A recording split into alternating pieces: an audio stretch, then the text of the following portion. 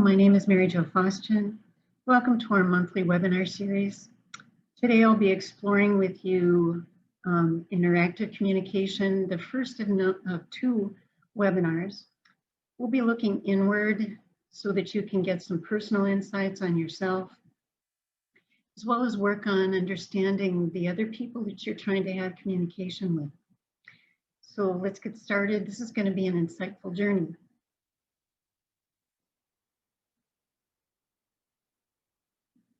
Our objectives are going to be to look at our individual rights, our personal needs and wants, boundaries, and how important that is to work out boundaries as well as boundary problems. We're going to do something unique called a profile of unique personality, what I like to call a PUP, and to look at our personality combinations with people that we are trying to connect with, how they mix, how they don't mix.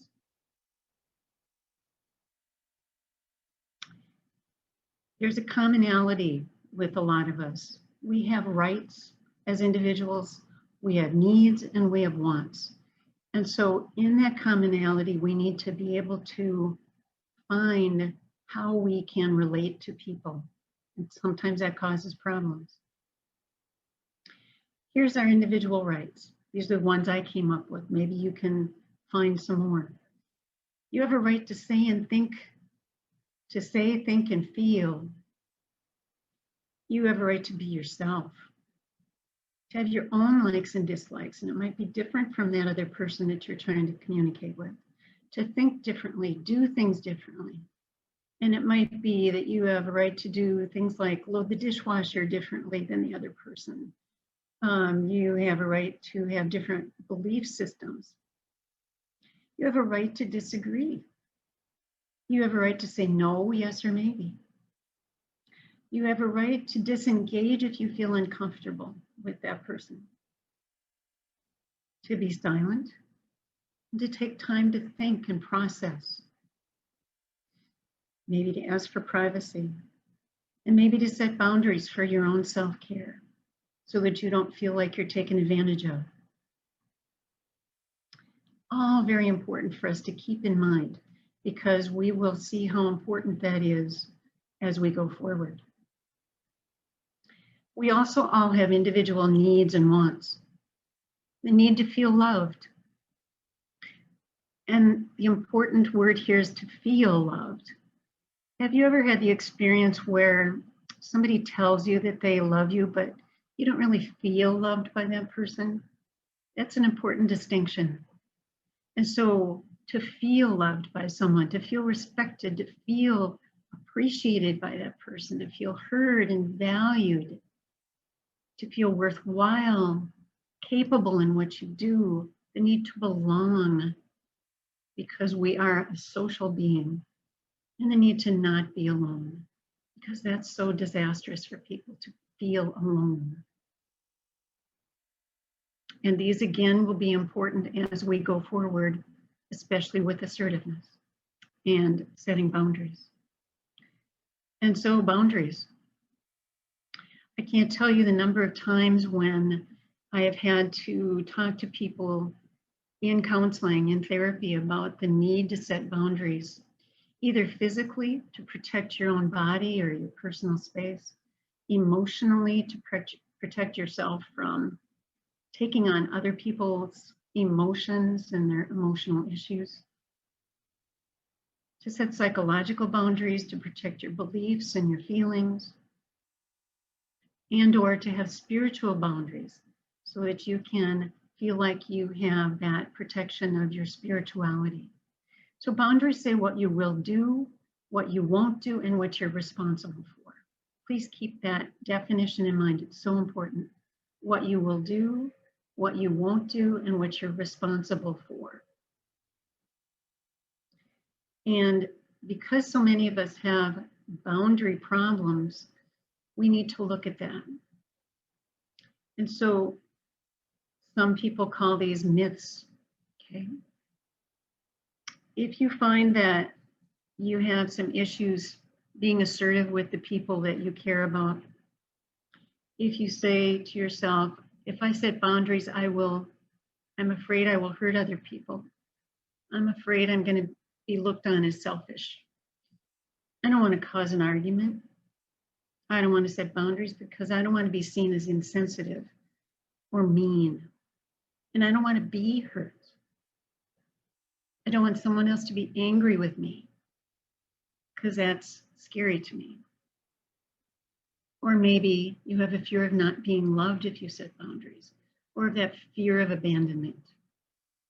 All important things to look at, because if you believe any of these very strongly and that causes you to not be assertive for your own needs, then I would encourage you to look at how important that is to be able to set those boundaries for yourself. And we are all unique. And this gives us character, personality. It leads to the diversity of our society, and how important that is to know that that uniqueness is an important piece of who we are. So let's look at that. Let's go inward a little bit and look at you a little bit deeper. And so just as these boards are different one from another in this fence, we are all unique. We may have some qualities that are the same, but we are so unique. And this goes way back to the Greek philosophers. This famous quote of "Know thyself" has been attributed to the Greek philosophers, Plato, Socrates, even Pythagoras. And so to know yourself is the beginning of wisdom, to really be able to look inward. And then this more recent one from Nelson Mandela, to know yourself, to search realistically and regularly the processes within your own mind and your own feelings. How important that is. So that's part of what we're going to be doing. And so, previously, many people took the Myers-Briggs test, okay? Or it was called a type indicator, the MBTI. And people would come into therapy and they'd say, I'm an ENTJ. And I'd have to look back and see what that meant. So it had 4 different categories that were looked at. And that was fine. A lot of people liked that. And it was a wonderful indicator for a while. Then, most recently, I've had people come into me saying, do you know about the Enneagram? And I said, well, I've heard of it. So I had to look it up. And interesting, they have 9 different categories, and then it branches out from there. However, I found that a little stifling. And so I wanted to start thinking with you about something a little bit different. And that would be what I call the profile of unique personality, looking at 21 different characteristics, which ends up leading to an infinite number of different complexities with people as they try to communicate with people. And so let's work on the basics of the PUP inventory. So I'll ask you to look at these different qualities, 21 different ones, as we go forward here. And, see if you can recognize yourself in them.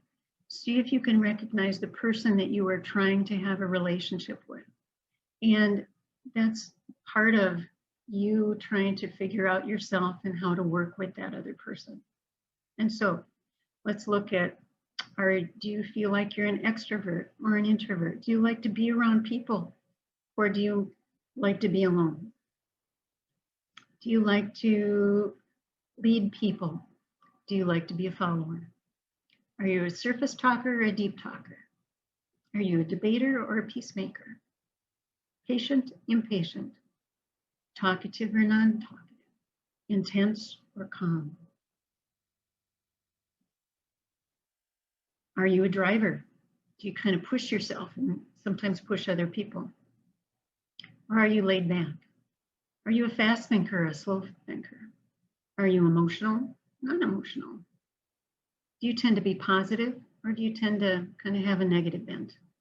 you tend to be happy and positive, or do you tend to be sad? Are you a giver or a taker? Are you a perfectionist or a non-perfectionist? There's some more.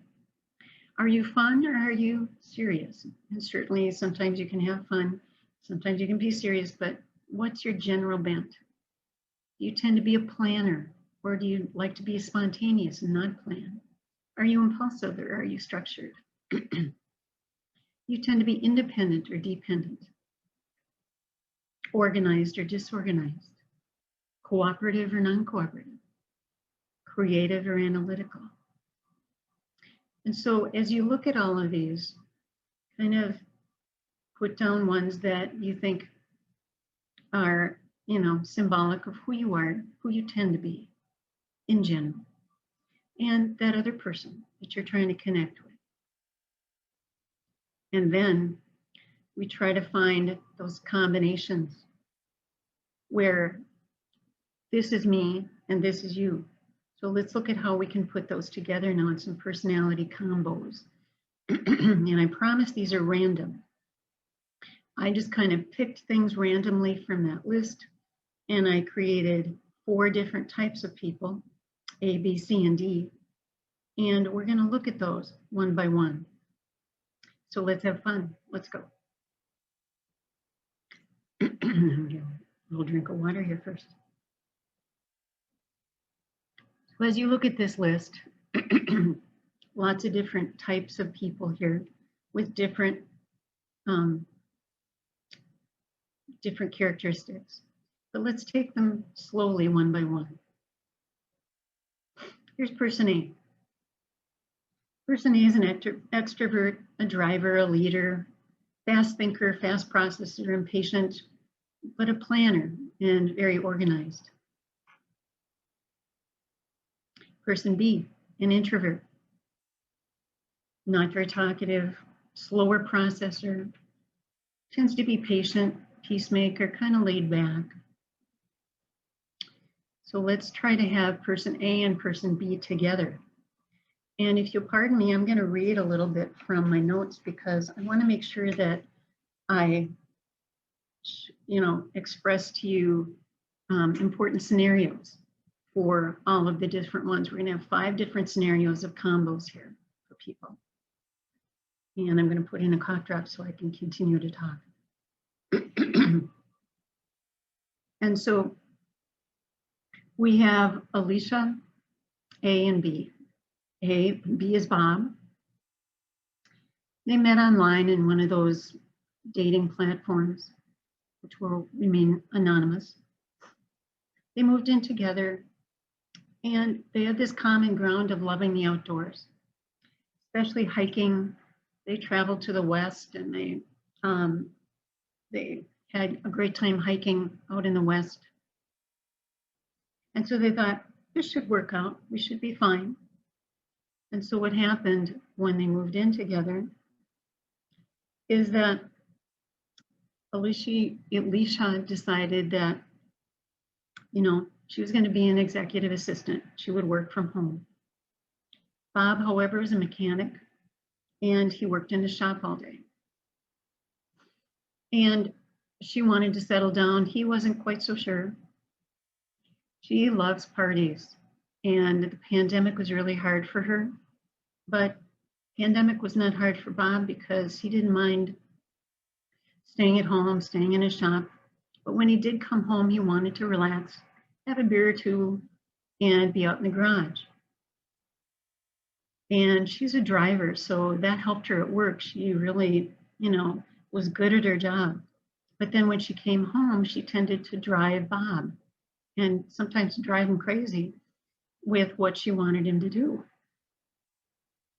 She tended to be organized, but he was too tired to organize and too busy out in the garage. She tended to be impatient because she wanted him to pick up his socks and underwear, and he didn't want to do that. She tried to push him to talk, and he tended to pull away. He didn't want to talk. He was a peacemaker, and so He didn't want to have any upsets. He didn't want to argue. And so the two of these had different needs. She had a need to feel loved by him, and he had a need to feel respected in who he was and who he wanted to be, just as he was. How are they going to solve this problem? Well, that's to be seen next time. We will talk about how to solve these problems next time. Right now, we're just exploring them. And in this scenario, we've got two B personalities. So I'm going to call them Bob again and Bill now. Bill and Bob were friends in high school, and they became roommates in college. They thought, hey, we're good friends. We can do this. We can work it out together. Well, it was fine the first year of college. Second year, however, Bob decided he wanted to go for engineering. And this entailed a lot of study. Bill, however, was creative and artistic, and he wanted to go into music. And especially the sax. He loved playing the sax, and he had a band. And you might see where this is going to go. They didn't talk very much, which was fine with them. And Bob was patient and laid back, but he needed to study. And Bill wanted to practice. They didn't want to hurt each other, so they had a boundary problem. They didn't say anything to each other, not much at all. They really had no boundaries. Bob, in this scenario, needed to belong. He didn't want to be alone. He didn't want to be abandoned, because he felt abandoned when he was 5 years old. His father left him when he was 5, and he didn't want to be abandoned by anybody anymore. So he wanted to hang in there with Bill and try to work it out. Bill, however, needed to be respected for who he was, and he didn't want to be alone either. So they wanted to work it out. How are they going to do that? Third scenario, we've got two A personalities. We've got Alicia and Anastasia. They were two friends that met in high school too, and they were on the same debate team. So they loved debates. They loved to, as they said, talk deeply about politics, religion, you name it. They just loved to do that. That was just important for them. They're both organized and planners, and so they decided that they were going to be roommates in downtown Minneapolis in an apartment down there. So they got one. They said, this will work out. We're just fine. We can do this. And so, being both organized and planners, they made a plan early on who was going to do the grocery shopping, who was going to take out the trash, who was going to do the dishes. It seemed like it was going to be just fine. However, when they got into their scenario for a while, Alicia was working all day long. She wanted to party at night. And Anastasia didn't have a job yet. She was working day and sometimes nights on the internet, trying to find a job, trying to get interviews. And they're both drivers trying to push themselves to get this done, okay? So Alicia was a leader at work. She wanted to get a promotion, and so she was pushing herself to do that. Anastasia, however, was pushing so much, she started having an eating problem at home. She's kind of grazing in the kitchen when she was home. And she'd go on Facebook and she'd go on Pinterest and she's tweeting and she's on support groups. And, this is how she's connecting with people. They're both extroverts, but different ways. Nobody in this scenario had time to do the dishes or to take out the trash. Well, they did find a way to get the grocery shopping done. But they were both frustrated with the whole scenario. And Alicia had this need to be heard. She had a need to achieve because she wanted that promotion. Anastasia had a need to feel appreciated, and she was trying to get that job. That was how she was trying to do her life. She wanted to be appreciated for that. And how are they going to solve that? We'll see next time. And then we got person C. Person C, debater, impulsive, non-cooperative, creative, happy, a taker, and impatient. Okay, that's person C. Person D, intense, impulsive, disorganized, emotional, independent, perfectionist, and talkative. Okay, let's put C and D together. Person C we're going to say is Cindy. Person D we're going to say is David. Now, Cindy and David just got married. They got a home in the suburbs, and he loves her happy spirit. She loves his emotional self, that piece of him that's very sensitive. And they were on their best behavior, of course, when they were going out together. Sometimes things change a little bit after you get married, even if you've been living together for a while before you've been married. So their common ground was that they both wanted children. Cindy is a teacher, David's an accountant. And for Cindy, you know, that happy, creative self worked well in her kindergarten class. And for David, his perfectionistic bent worked well as being an accountant. However, they were both impulsive in different ways.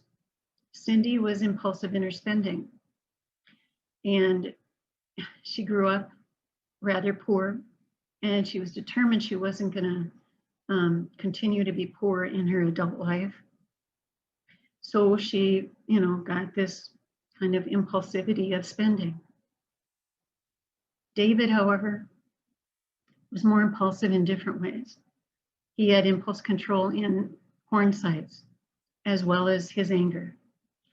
And she, being non-cooperative and impatient, she got impatient with his impulse control on the internet. She got impatient with his anger. She got impatient with his independence because she wanted to connect. She got impatient with his disorganization. And so here we've got Cindy, who has a need to feel loved. We have David, who also has a need to be loved, to feel loved, but in different ways. Cindy said, you can love me by not yelling at me, not going on those porn sites, not being such a perfectionist, and not being so disorganized.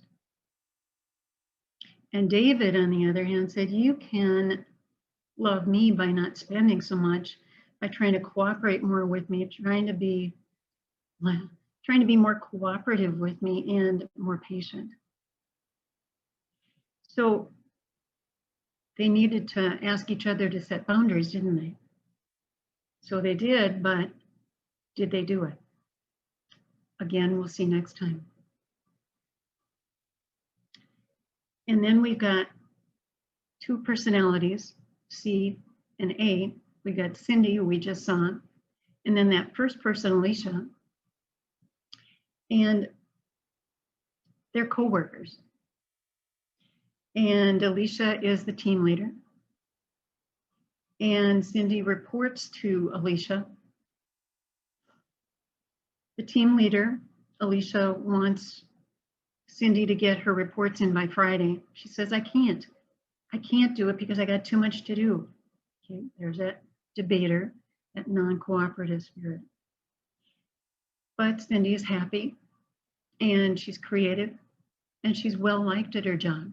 The boss wants to keep her, so they have to try to get along. But they're both impatient, so they keep kind of snipping at each other. So somewhere along the line, Alicia might have to be assertive for the company's needs. She has a need to be respected. as the employer, as part of the administration. Cindy, on the other hand, wants to be heard as the employee. How are they going to work this out? 5 different scenarios, all different, but all complex in a different way. And so, as we've looked at interactive communication in this first section, we see that it really is an art. It's not easy. It takes work.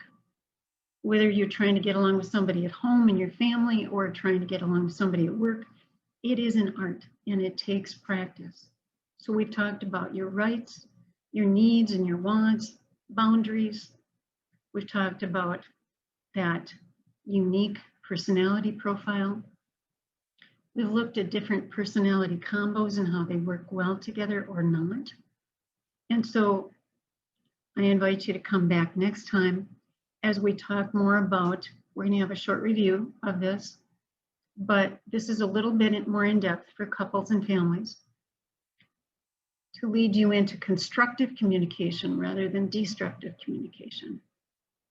More about the boundary problems, how to listen respectfully, how to respond respectfully, how to have conflict resolution rules and follow it through, dealing with difficult people. And then we're going to revisit people A to D and we're going to help them solve their issues, hopefully. So I'm hoping that you can take some of the things that we've talked about today to help you have more insight about yourself as well as that other person you're trying to communicate with. And please join me next time. Thank you so much for joining me today. And I appreciate you coming and doing this for yourself as well as for your interaction. Thank you.